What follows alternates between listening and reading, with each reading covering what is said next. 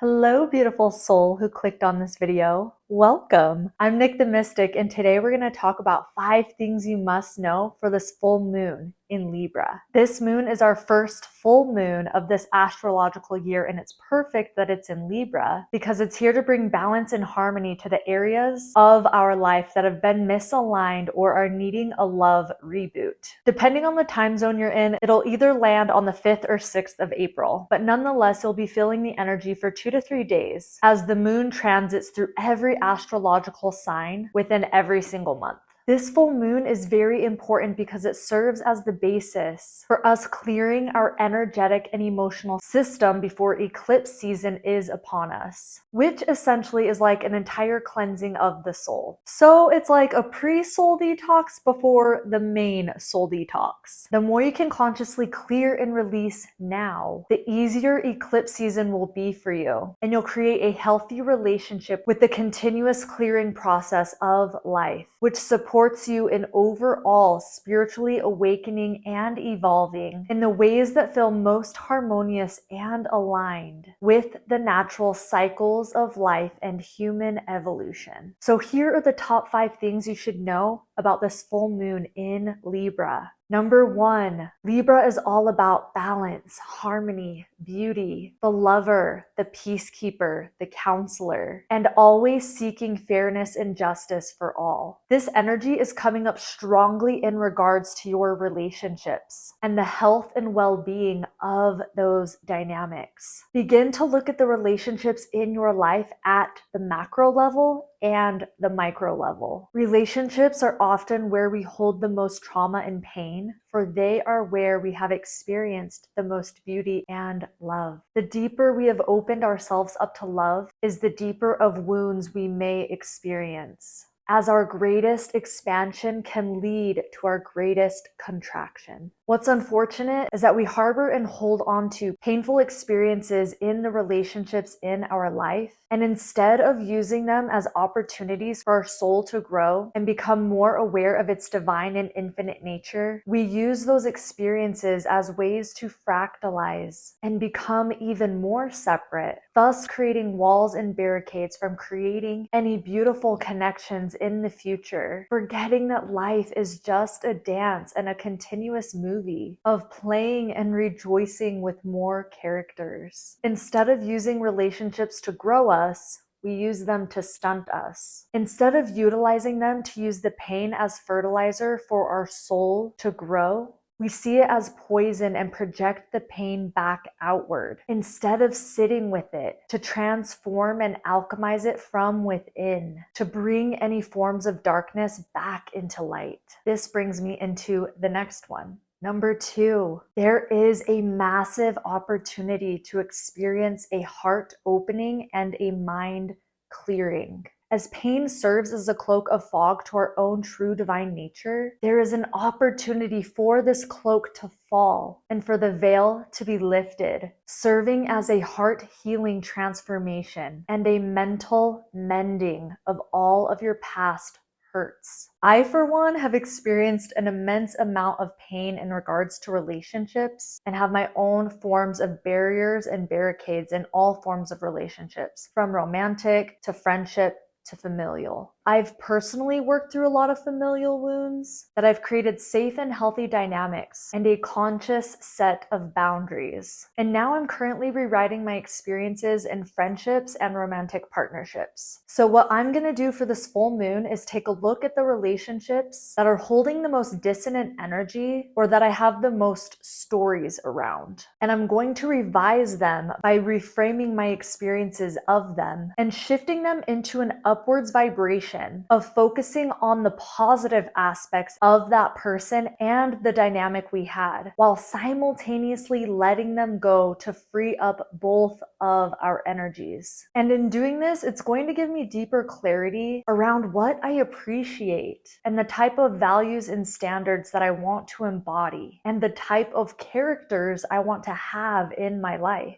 The more we can create clarity around our personal values and the kind of integrity we want to live by, it becomes a lot easier to attract a higher caliber of people into our lives, rather than just choosing into dynamics because we're afraid to be alone or because we lack a self-awareness of who we are and who we want to be surrounded by. If we are the top 5 people we surround ourselves with and are wondering why we aren't growing or are stuck in old trauma cycles, use this time as an invitation to take a sobering look at the people you surround yourself with, and if you resonate with their energy, lifestyle, and who they are choosing to be as a person and a soul. Number 3, clearing of relational shadow aspects and attachment patterns for inner freedom. As this is a massive portal for heart and relationship healing, it may bring up the shadow aspects of Libra that you may exhibit, such as codependency, comparison, jealousy, neediness, projection, or an unhealthy overindulgence in pleasures of the 5 senses as a form of an avoidance mechanism. All of these are normal human experiences and simply indicate a lack of true connection with self and taking on the frame of mind of separation consciousness. And it is also completely normal and natural to flow between the different attachment patterns, such as anxious preoccupied,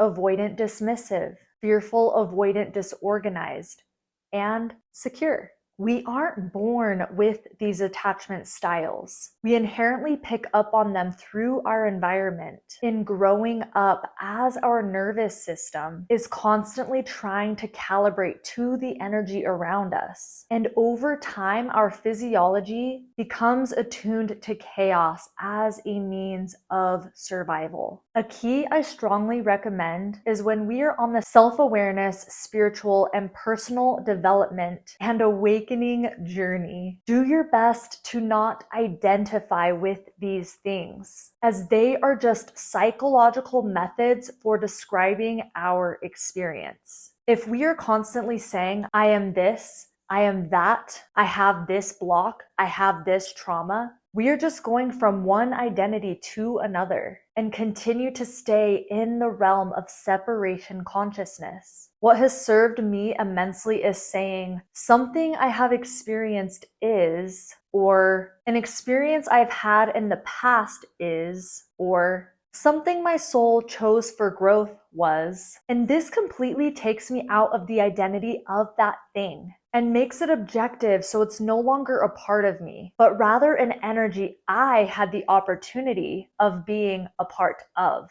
So take note of any of these shadow aspects, or rather parts within you that are simply seeking further integration back into wholeness, and allow them to merge back within the wholeness that you already are. It's like divine puzzle pieces finding their way back home for the master puzzle piece of cosmic creation that is you. When you can look at it that way, it's a lot more fun and inviting to do the work, and you realize you're not some project to work on, but rather a piece of a puzzle of divine art. Number 4, push-pull energy of creative inspiration, yet a deeper desire for stillness and non-action. Libras do not like to be rushed at all whatsoever. They want to be on their own timeline. So some may perceive Libras to always be late, which may come off as not caring or considerate of others, when in actuality they have a deep awareness of appreciating each moment and taking in the beauty that's all around them. And they love to take their time in everything that they do. Libras are known as the extroverted introverts. So while they may naturally seem to be the life of the party, a great conversationalist, and may appear to love being around others, what they actually deeply love even more is being alone in their own energy and space, and getting lost in the beauty and imagination of their own mind. So this is a time you may be having deep awarenesses, profound emotional healing, and inspiration of creative ideas, yet also feel the desire to just be without any form of outward action. To work with these energies in a harmonious way, you can take that slow and intentional energy and fuse it with a gentle, creative way of expressing, such as journaling, drawing, or painting. Writing a letter of appreciation or adoration to someone you love and care about, or exploring a new place in nature. This way, you're keeping the activity low-key and personal while still honoring the deep desire for creativity, expression, and beauty. And last but not least, number 5, divine alchemy of past challenges and hurts transformed through the law of grace. As you are moving through many of these old energies in the physical and emotional realms, there's also added support from the spiritual realms for this process of clearing to truly be transformational. It's important to clear these energies because in doing so, a lot of hidden gifts, talents, and abilities will be revealed to you. These could be things you always felt connected to as a child and have completely forgotten about, or may even be something that you've cultivated many lifetimes that is rebirthing itself through you in a whole new way. What we have forgotten in this day and age is the power of healing through creativity.